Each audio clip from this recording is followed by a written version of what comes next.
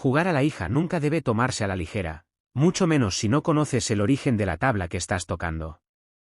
Puede que como muchas, haya sido fabricada simplemente como un juguete, pero créeme, nunca sabes por dónde ha pasado. ¿A quién perteneció antes de llegar a ti? ¿A dónde estaba destinada a llegar? Escucha con mucha atención la siguiente historia.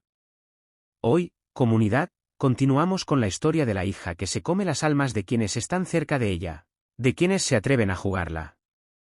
Si quieres entenderla bien, por favor, ve a escuchar el episodio anterior, pero si no lo has hecho, no te preocupes. Está contada de forma que puedas entenderla también disfrutarla, pero siempre lo harás más teniendo toda la información que nos ha llevado hasta aquí. Sin más, comenzamos.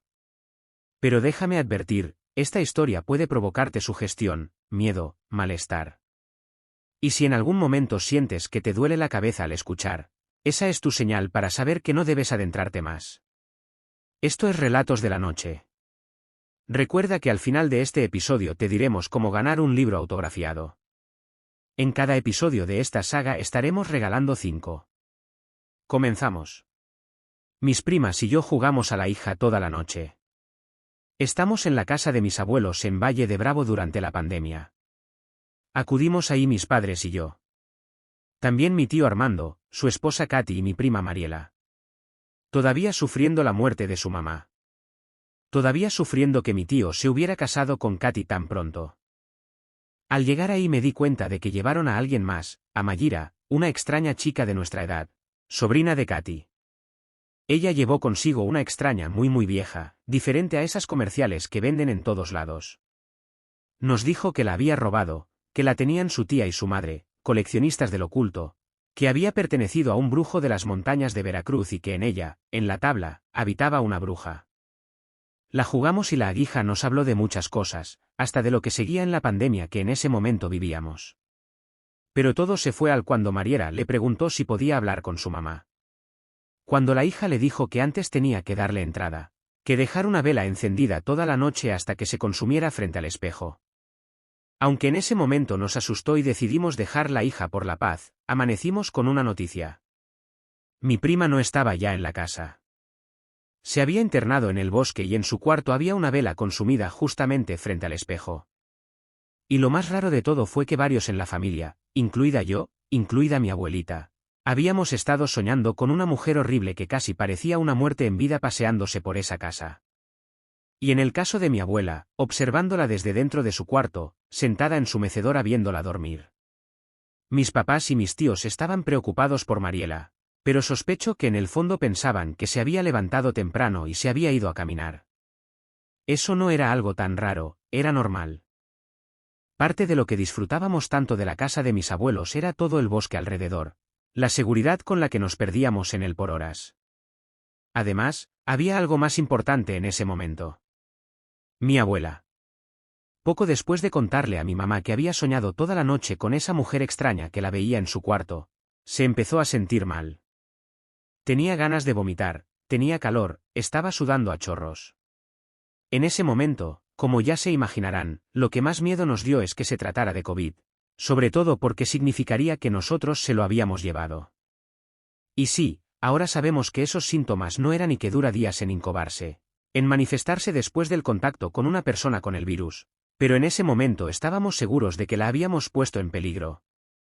Así que mis papás y mi tío Armando prepararon como pudieron una camioneta con bolsas de plástico para llevarla, hasta un doctor que conocían a 40 minutos de ahí.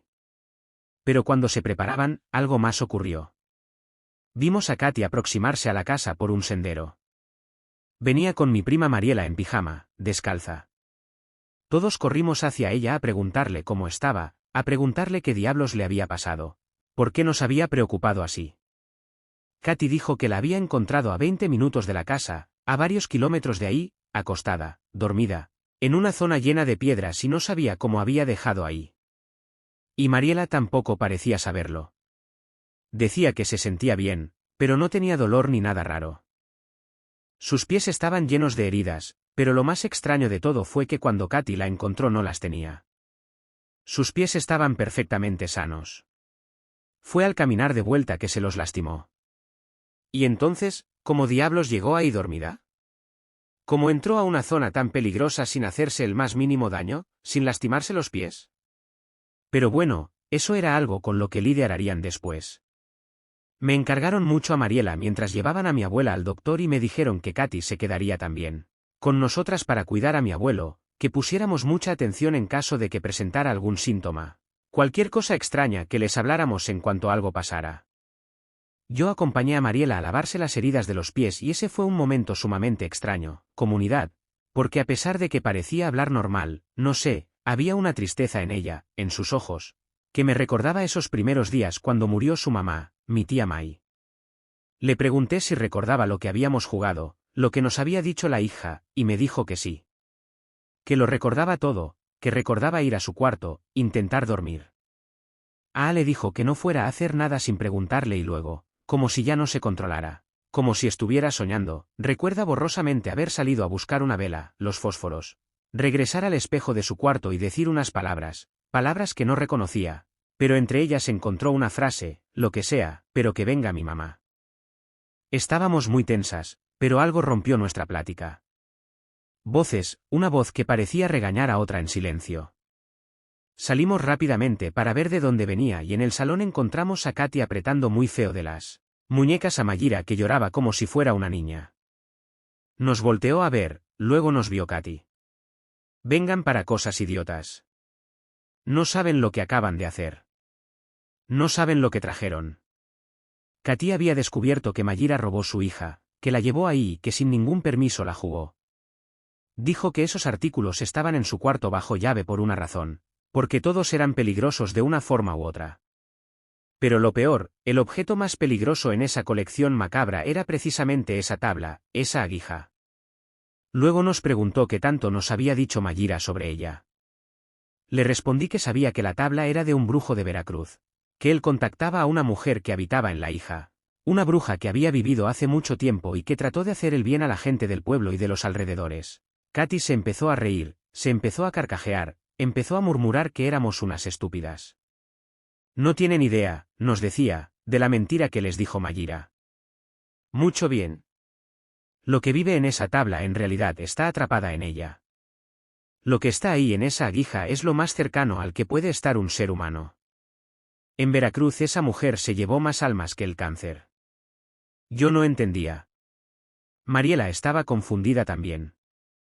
Mayra tenía una expresión muy rara que pasaba de la de una niña regañada a una muchacha casi burlándose de lo que escuchaba. Luego Katy la señaló y preguntó, «Estoy segura que esta muchacha idiota no les compartió el pequeño detalle de que cuando obtuvimos esa ouija hace años, ella Mayra estuvo poseída por la bruja esa». Pero eso no se los dijo, ¿verdad? ¿Qué? No supe qué responder. No dijimos nada y Katy continuó. Por 3 días esta niña no estuvo ahí y algo más estaba en su cuerpo. Y nos costó sangre y nos costó mucho dinero y nos costó una vida de alguien que queríamos mucho el poder liberarla. Pero nada de eso les dijo, ¿verdad? Mayra se disculpó. Dijo que no podía decir algo de lo que no se acordaba, que no podía habernos advertido si ella misma nunca le contaban esa historia bien. Y Katy le respondió que era para que no viviera con la culpa de lo que su alma costó. Pero en ese momento había algo más urgente, algo que teníamos que resolver cuanto antes. La hija ya no estaba por ningún lado. Tampoco la había encontrado Katy junto a Mariela en el bosque. En algún lugar alrededor de la casa o entre los senderos estaba y teníamos que encontrarla cuanto antes. Dijo algo que en ese momento no creía. Dijo que ya estaba costando almas, pero si no le encontrábamos a tiempo, si no hacíamos con ese maldito objeto lo que ella nos iba a indicar, nos iba a costar la vida de todos. Y no estoy hablando de esta vida nada más, esta es la de menos. Estoy hablando de que esto nos va a costar el alma, de que nos vamos a ir al infierno si ustedes no arreglan su caradero. Buscamos por toda la casa. Los abuelos no eran religiosos. No había agua bendita, ni crucifijos, ni figuras o estampas religiosas. Katy encontró algo en su maleta para protegernos, pero dijo que tenía que conservarla para proteger la casa de lo que andaba en el bosque. Y así, sin más, nos dijo que fuéramos, que la buscáramos, que no teníamos mucho tiempo y nos advirtió algo. Porque la vela frente al espejo siempre es algo peligroso. Y esto quiero dejarlo muy claro. Comunidad Relatos de la Noche. Una vela frente al espejo es algo que jamás por ningún motivo deben de hacer. Ni siquiera para prenderla la pongan enfrente. Pero dejarla ahí toda la noche después de que algo específicamente te lo pidió era peor de lo que imaginábamos. Katy nos dijo que no hiciéramos caso a lo que escucháramos en el bosque, a lo que viéramos ahí, y que si algo en algún momento parecía como un fantasma, corriéramos para alejarnos lo más fuerte que pudiéramos, porque sería algo completamente real. Si tienen suerte, dijo, lo que se salió, lo que anda aquí es un espíritu cualquiera. Pero si es ella la que vino, ya no hay mucho que hacer. Me puse mi chamarra. Hacía frío. Había algo de niebla. Parecía que en cualquier momento de nuevo podría volver a llover. Mayira estaba rara. Casi emocionada por lo que estábamos a punto de buscar, como si fuera un juego, una aventura. Y Mariela, mi pobre prima, seguía con esa mirada triste, la misma de cuando murió su mamá. Katy nos dijo una última cosa, que cuando escucháramos el zumbido de moscas, había algo maligno cerca. Me acerqué al pasillo que daba al cuarto del abuelo y le grité. No respondió. Me acerqué unos pasos más para decirle que íbamos a caminar en el bosque, que íbamos a buscar algo que habíamos perdido. De nuevo, no respondió, aunque su puerta estaba abierta. Decidí dejarlo así en caso de que estuviera dormido. Le dije que lo amaba mucho y me fui hacia la entrada de la casa donde me esperaban Mayira y Mariela. Afuera la niebla era baja. No se veía mucho de ese sendero por el que estábamos a punto de entrar. Teníamos unas horas para volver. En lo que regresaban mis padres y mi tío Armando y con suerte mi abuela también. Esperábamos que solo hubiera sido un susto de la edad y no algo grave. Caminamos por el sendero por el que desde niñas, desde que solo una casa de visitas y no la habían comprado mis abuelos, nos perdíamos por horas, Mariela y yo. Cuando pasamos por ese lugar en donde las había encontrado haciendo algo raro, cuando llegué, les pregunté si no íbamos a ir a buscar ahí. Las dos se voltearon a ver y me dijeron que no había nada que buscar. Así que continuamos. Creo que fue 1 kilómetro después, alejándonos no solo de nuestra casa, sino de cualquier atisbo de civilización, cuando el sendero ya se dividía. Ahí llegó nuestro primer y más importante dilema. ¿Nos separábamos o seguíamos juntas?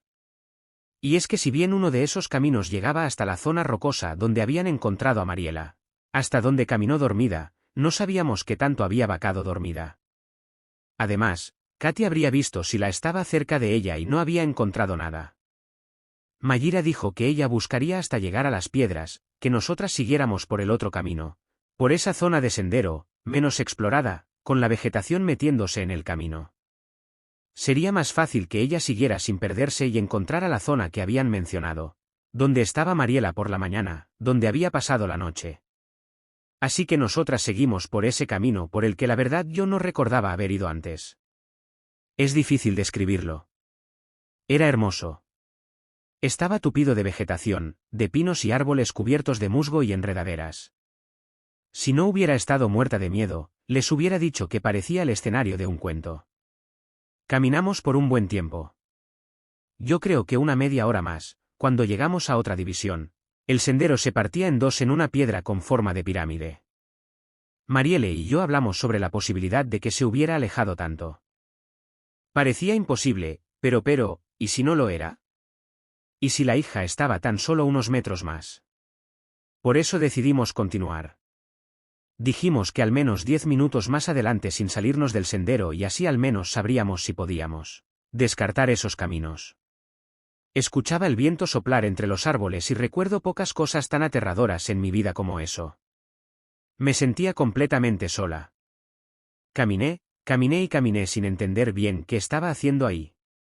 Al estar tan lejos, empecé a sentir lo absurdo de la situación. De verdad estaba buscando una aguija.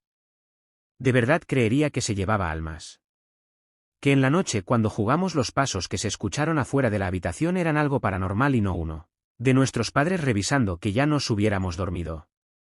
Me sentí estúpida. ¿Cómo iba a creer en eso? Mis abuelos, mis papás, todos me habían educado para no creer en supersticiones, en creencias tontas que buscan inventarle una explicación a los fenómenos que no entendemos. Empecé a reírme.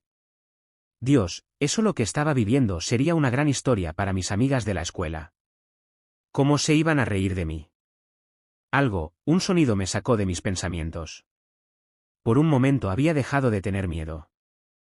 Había comprendido lo absurda de la situación, pero ahora estaba segura de haber escuchado algo. Una voz entre los árboles, lejos, pero no lo suficiente como para no aterrarme. Lo escuché de nuevo. Ahí estaba. Había alguien ahí, una voz como de mujer que parecía estar lastimada. Pensé que no me iba a perdonar si alguien necesitaba ayuda y yo lo ignoraba pensando que era un fantasma. Así que grité al aire y pregunté, «Hola, ¿alguien ahí?» El quejido se detuvo de repente al escucharme. Me desesperé. Estaba segura de que había alguien ahí y no podía ser mi prima. Los caminos se habían alejado muchísimo. Estábamos bastante lejos. Si ella o yo gritaba, no nos íbamos a escuchar. Intenté poner atención a mi alrededor. No me era desconocido. A pesar de que estaba rodeada de árboles, sentía que de alguna forma ya había estado ahí y había estado siguiendo un llanto entre los árboles. Claro, era como un déjà vu. Seguí buscando.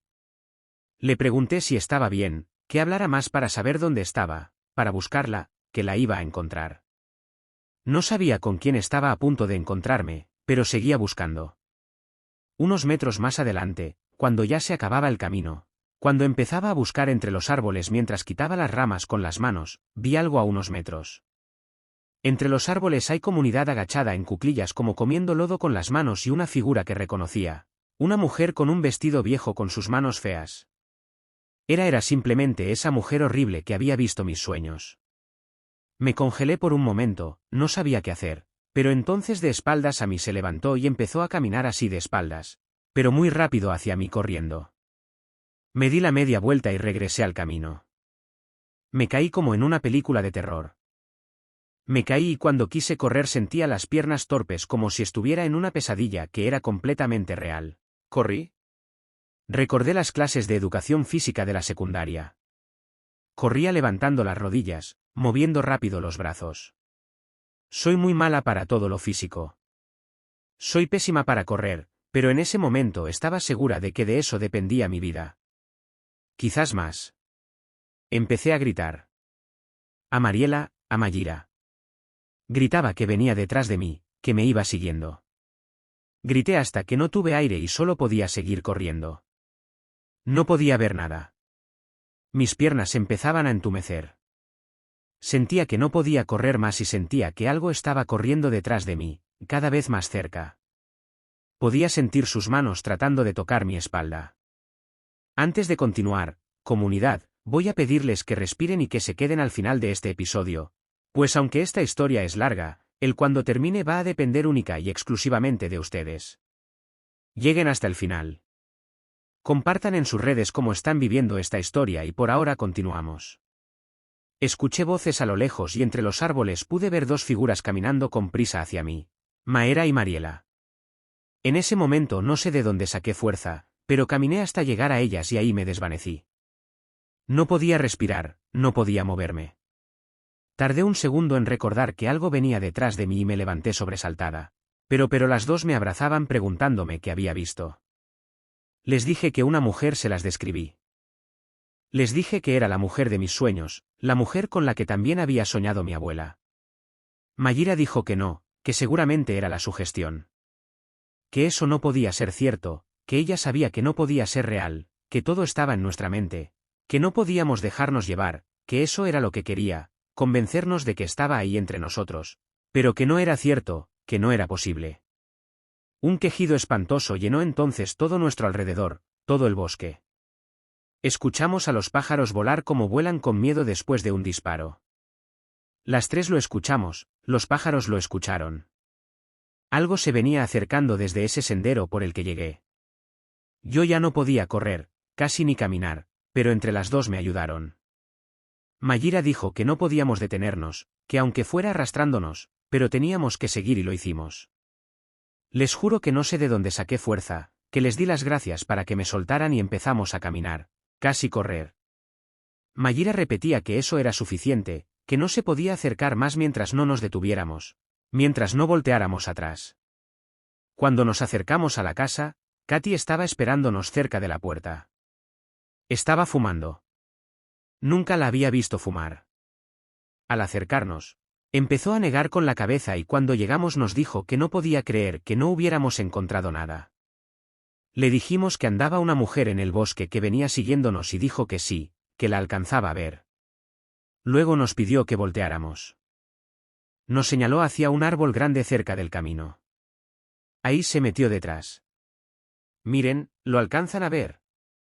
Se está asomando.